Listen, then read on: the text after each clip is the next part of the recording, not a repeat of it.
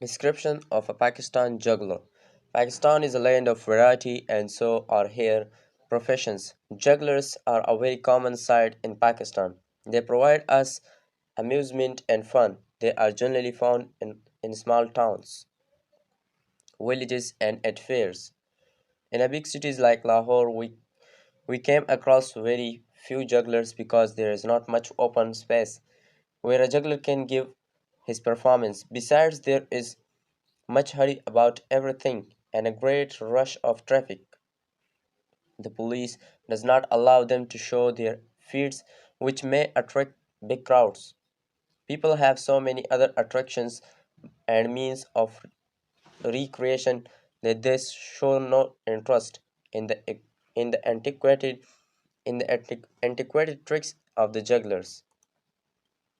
The educated people, in particular, cannot afford to waste their time over it. A juggler, however, is popular among women, children, and old men. They stand amazed at his wonderful tricks and gimmicks. They consider him to be a magician. A juggler is a very shabbily dressed. Is a very shabbily dressed. He has a long, loose coat, a big turban, a dhoti, and a pair of old socks. Often he has big ear rings and some finger rings. He has a funny appearance. He carries with him a drum and a flute. He has with he has with him a small boy who carries his stock in trade in a bag or basket, and the bag contains the articles which a juggler needs for the show.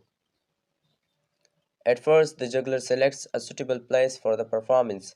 He spreads a piece of cloth on the ground and begins to play on the flute. The boy with him begins to beat the drum. The juggler is adept in playing on the flute. He can produce different tunes so as to attract a sufficiently large crowd of people before beginning the tricks. He is clever, witty, and quick in movements. All the time he is smiling, he surprises the spectators by his timely jokes and witty remarks. Usually, a juggler has many gimmicks to show. He generally begins with the card tricks. He can correctly tell the card which is pulled out of the pack by a spectator. He shows other feats of wonders. Then he shows ball tricks which are very interesting and surprising. He takes a number of balls and throws them up in the air in quick succession.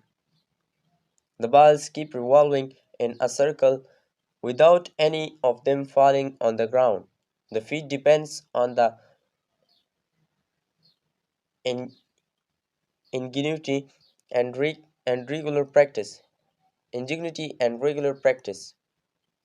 Sometimes the juggler asks a man to give him his rings. He covers it with a piece of cloth and waves his magic wand over it. When he removes the cloth, the people are amazed to find that the rings has disappeared. The owner is anxious to get back the rings. When the juggler sees that his patience is exhausted, he asks some other persons in the crowd to search his pocket. Much to be much to be bewilderment much to be bewilderment of all. The ring is found there and thus handed back to the owner. He also shows a mango branch sprouting into a young tree. His basket trick is also very interesting. He puts a big basket over the boy's body. He runs his dagger through it many times. The people near the boy shriek and cry. They see the sword covered with blood. They think that the boy must be dead. But when he removes the basket, they see nobody under it. The boy comes from somewhere in the crowd and is quite safe and sound. The people shout with joy, and cheer the trick.